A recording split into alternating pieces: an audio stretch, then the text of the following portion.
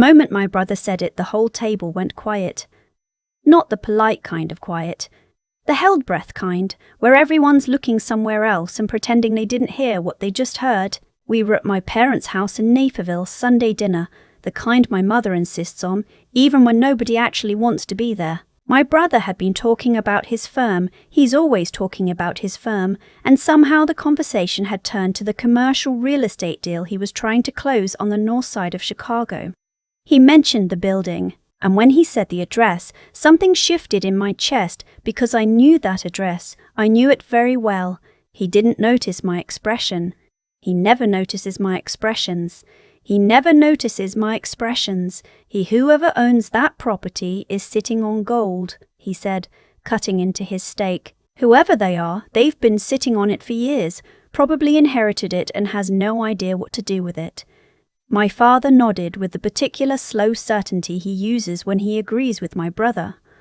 That's how it always goes with inherited property. People who earn things know how to manage them. People who just receive them don't. He didn't look at me when he said that.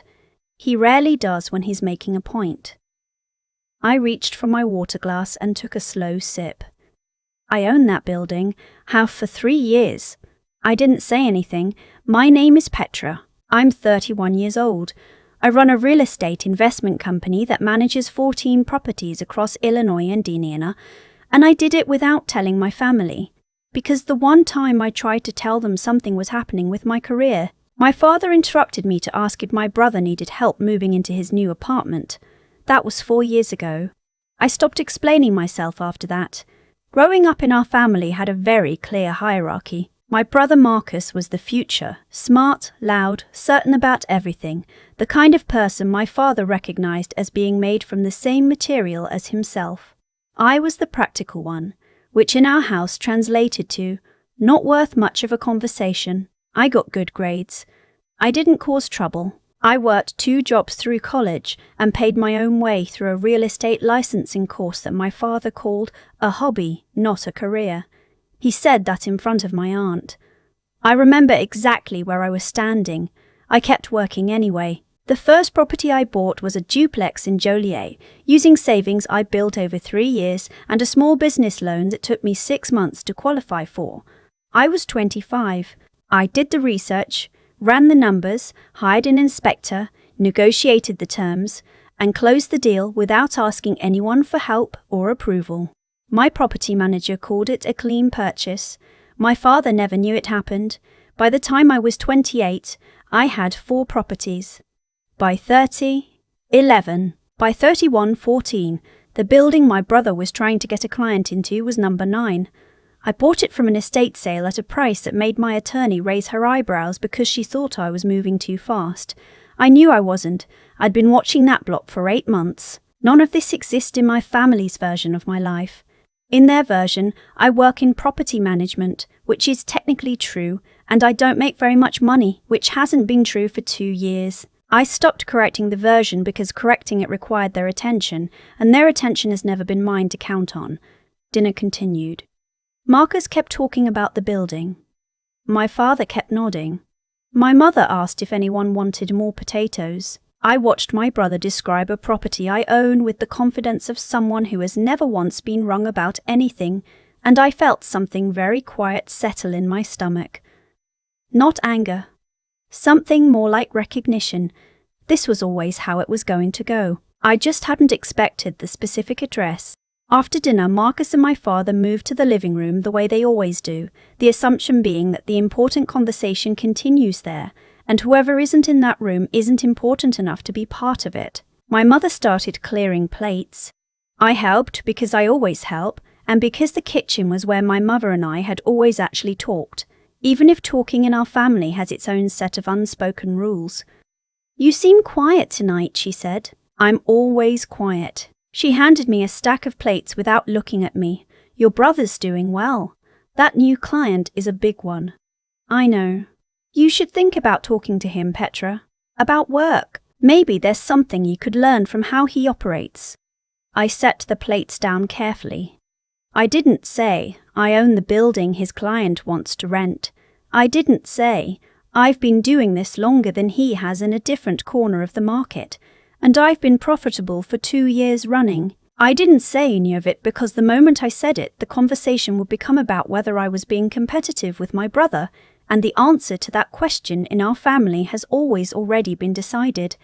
I said, I'll think about it. She looked satisfied. She went back to the sink. I looked out the window at the backyard, the maple tree my father planted when Marcus was born. It's the biggest tree in the yard. The call came on a Tuesday morning 3 weeks later. I was at my desk reviewing a lease renewal when my phone showed my brother's name. Marcus almost never calls me directly. We operate in the pleasant fiction that we have a relationship which we maintain by texting occasionally and seeing each other at my parents' house. I answered. Hey, he said. He sounded different than usual.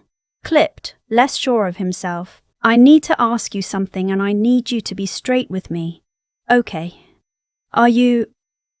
He paused. I could hear him recalibrating. A guy on my team pulled the ownership records on the Wexford Street property. The LLC that owns it is registered to a Petra M. Calloway. That's you. I let the silence hold for a moment. Yes. Another pause. Longer this time. You own that building? Yes. For how long? About 3 years. The breath he let out wasn't quite a laugh. 3 years. We've been trying to get that building in front of a client for 6 months. Do you know how many times I've sat at Mum and Dad's table talking about this deal? A few. And you never said anything? No. Why not? I thought about how to answer that honestly. Because the conversation at the table isn't really about me, Marcus. It hasn't been for a while. You know that. He didn't say anything for a moment. When he spoke again, his voice had shifted into something flatter, more careful. This is a significant asset, Petra. Do you have more than just this one? Yes. How many? 14. The silence that followed was the longest one. I waited through it. Does Mum know? No. Dad? No. Jesus, he said quietly. He told them. I didn't ask him to, and I didn't ask him to.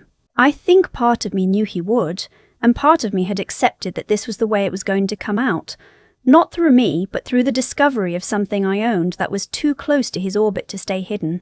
My father called me the following Sunday evening, not for the weekly dinner. He called before that, which he's done maybe 3 times in my adult life, all for logistical reasons. I want to understand something, he said, which is how he starts conversations when what he means is, I've been caught off guard and I don't like it. All right. Marcus tells me you've been running some sort of investment operation, a real estate investment company, yes, and you didn't think to mention this to your family. It wasn't a question, so I didn't answer it like one. I've been building it for 6 years. The first time I tried to talk about my work, you redirected the conversation to Marcus's apartment. That was around year 1. A pause. That's not what happened. I know what happened. Petra. His voice carried the tone it always carries when he thinks I'm being difficult. Steady, patient, in a way that isn't actually patient. Your brother is trying to bring a client into a building you own and you said nothing. Do you understand how that looks? It looks like I own real estate in Chicago. It looks like you were hiding something. I wasn't hiding anything. I was just not announcing it to people who weren't asking. He exhaled slowly. We'll talk about this at Sunday dinner. All of us as a family. I'll be there, I said, because I would be. Not because I was eager for the conversation, but because I've never been the one who avoids them. Sunday dinner had a different energy than usual. My mother had made pot roast, which she only makes when she's trying to set a tone, comfort food as armour. Marcus was already there when I arrived, sitting at the kitchen island with a cup of coffee, and he watched me walk in with an expression I didn't entirely recognise on him. Not hostility. Something closer to the look people have when they've been miscounting something for a long time and just found out. We didn't talk before dinner. My mother moved around the kitchen with the focused efficiency of someone who is managing more than a meal. My father was in his chair in the living room, his chair, the one nobody else sits in, reading something on his phone with the deliberate calm of a man who is thinking about something else. We sat down. We said grace. My mother passed the pot roast. For the first 10 minutes it was almost normal. My father asked Marcus about the client. My mother asked about my cousin's new baby. I answered a question about whether I'd seen a show that everyone was watching, and I hadn't. Then my father set down his fork. "I want to clear the air," he said. He was looking at me with the expression he uses in situations he has decided to manage. "Petra, your brother told me about the property, and your mother and I have been thinking about it." I waited. 6 years is a long time, he said, to be doing something this significant without letting the people who care about you know about it. I know. It raises questions about judgment, about trust. My mother was watching her plate. "I'd like to understand," my father continued, "how this happened, where the money came from, whether you got yourself into any financial arrangements that could become a problem." I looked at him. This man, who had spent my entire childhood redirecting the conversation, who had never once asked me what I was working toward, who had a habit of summarizing my decisions as impractical before they were finished being made. "You want to understand my finances," I said. "I want to understand a situation. The situation is that I've been running a profitable real estate company for 6 years. I have 14 properties. My vacancy rate is under 6%. I have an attorney, an accountant, and a property manager. There are no financial arrangements that could become a problem because I did this carefully and deliberately from the beginning." My mother looked up from her plate. My brother had gone very still. "The reason you didn't know," I said, "is because you never asked. In 6 years, Dad, you have never once asked me what I was building. You've asked Marcus that question probably once a week. You've asked me how work is going the way you'd ask someone if they're adjusting to a new office. That's not. It is." My voice was even. I was not going to raise it. "I'm not angry about it. I just want you to understand why I stopped talking about my work in front of this family. Not because I was hiding something. Because there was no one listening." The kitchen was very quiet. Outside, a car went past on the street. The refrigerator hummed. My father picked up his fork again. "That's a serious accusation." "It's an observation." Marcus set down his coffee. He was looking at the table. "She's not wrong, Dad, about the attention thing." My father looked at him, and in that look I saw something that rarely showed not anger but surprise. "Marcus almost never pushes back. I'm not saying Petra isn't capable," Marcus said slowly, choosing words the way someone does when they're editing in real time. "I'm saying I didn't know about this either, and I think the reason I didn't know is probably the same reason she stopped telling us things." My mother made a small sound and pressed her fingers to her mouth. We finished dinner.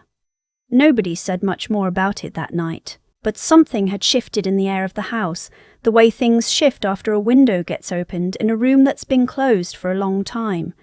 My father cleared his own plate, which he doesn't usually do. My mother hugged me in the kitchen in a way that felt slightly different from her usual hugs, less like a habit, more like a choice. I left around 8, drove back to my apartment in Wicker Park, parked, sat in my car for a few minutes looking at the street. My phone buzzed. "Marcus, can I call you?" I called him instead. He answered on the first ring. "I didn't know it was that bad," he said. Not as an apology exactly, more like someone reporting back from a realization. "I know you didn't. I mean the attention thing. I assumed you were fine. You never seemed to need anything." "I needed the same things you needed," I said. "I just stopped asking for them because the answer was always the same." He was quiet for a moment. "The building," he said. "My client actually really wants that space. Would you be open to a conversation about it? Professionally, I mean." "Send me the proposal," I said. "I'll look at it." "Yeah. Okay." Another pause. "Petra, for what it's worth, I looked up your portfolio. You've done well. Like, genuinely." "I know," I said. And then, because it was true, "Thank you." The professional conversation with Marcus's client went smoothly. I had my attorney handle the initial contact and structure the meeting as a standard leasing inquiry because I wasn't willing to let the business become complicated by family dynamics that were still sorting themselves out. The client signed a 3-year lease. It was a clean deal. My father called me a few days after the dinner, not Sunday, a Thursday afternoon, which felt deliberate. "I've been thinking about what you said," he told me, "about not being heard. All right. I think your mother agrees with you, and I think Marcus does too." A pause. "I don't think that was my intention.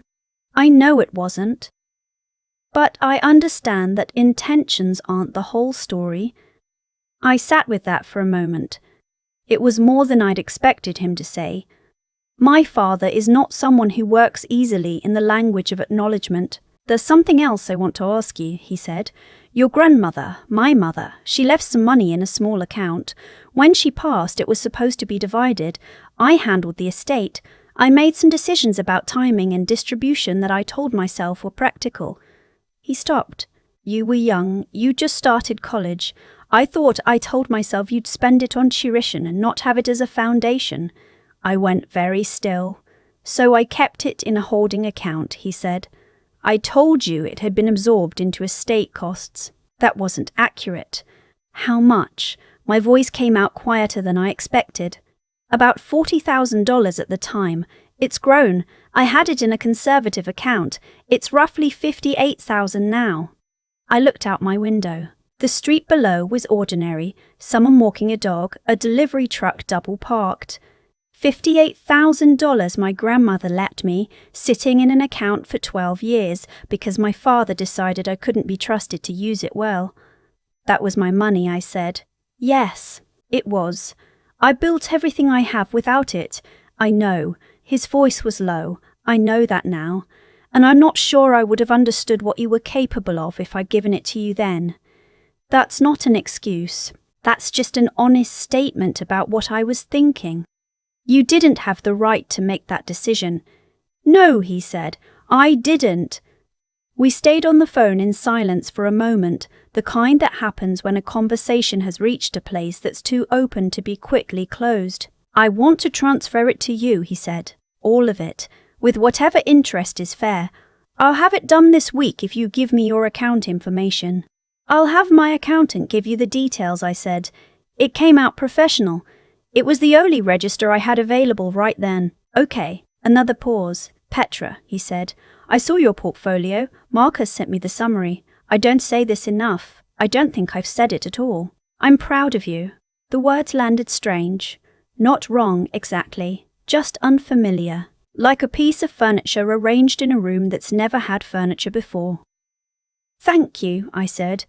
"I don't know if my father and I will ever be easy with each other. Some distances that get built over decades don't fully close. But I stopped needing them to, which is its own kind of freedom. My mother called me the following week and asked if I'd come to dinner again the Sunday after next. Not because my father told her to. Because she wanted me there. I said yes. Marcus and I have a meeting scheduled, a real one, the kind with a conference room and an agenda, because he started thinking about investment properties and asked if I'd be willing to walk him through what I know. I told him I'd charge my standard consulting rate. He laughed. I was serious. He said, "Fine." That felt like something.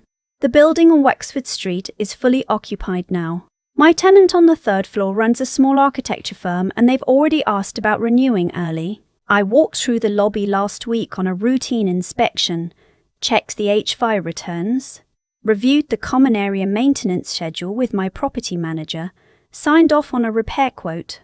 I stood in the lobby for a moment before I left. The building was the same building it had always been. Good bones, west-facing windows, a freight elevator that's more reliable than it looks. But standing there, I thought about what it meant that my brother had sat at my parents' table describing this place and I had said nothing, not because I was ashamed of it, not because I was hiding, because for a long time, silence was the only space I had that fully belonged to me and I'd been careful with it.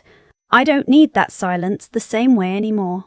I'm still careful. I'm still building quietly because that's how I've always worked and it's worked well. But when my accountant asked me recently how I wanted to structure the next acquisition, a 12-unit property in Oak Park that I've been watching for 4 months. I told her exactly what I wanted, clear and direct, no hedging.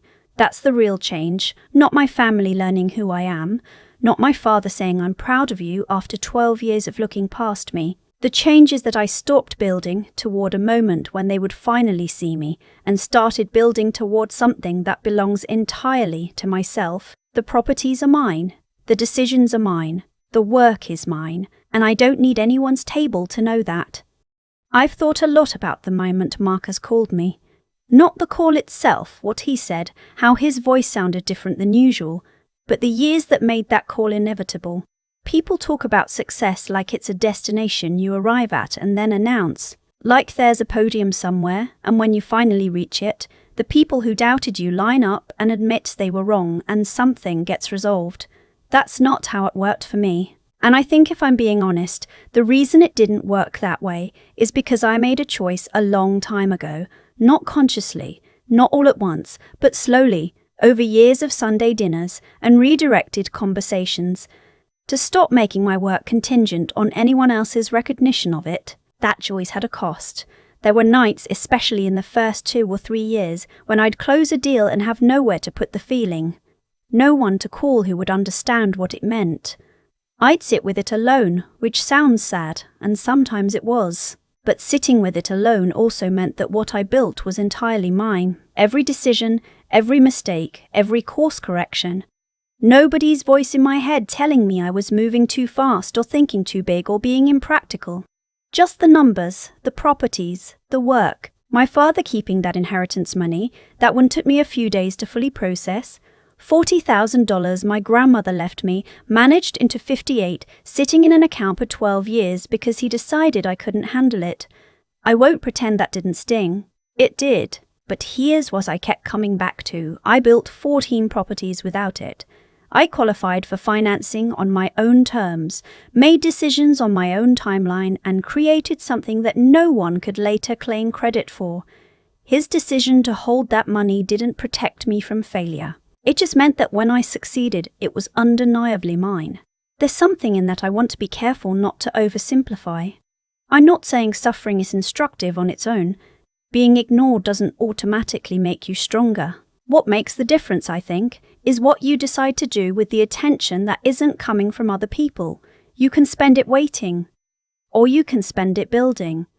I chose to build, not out of bitterness. I want to be clear about that, because bitterness would have made me reckless, but out of a genuine belief that the work itself was worth doing, regardless of whether anyone in my family ever understood it. That belief is the thing I worked hardest to protect. It was the foundation before there were any properties. Marcus and I have a meeting on the calendar. My father said he's proud of me. My mother asked me back to dinner. These things matter to me, but they don't change the shape of what I built or why I built it. The work was never about them. That's the thing nobody tells you about building something quietly. By the time anyone sees it, you've already stopped needing them to.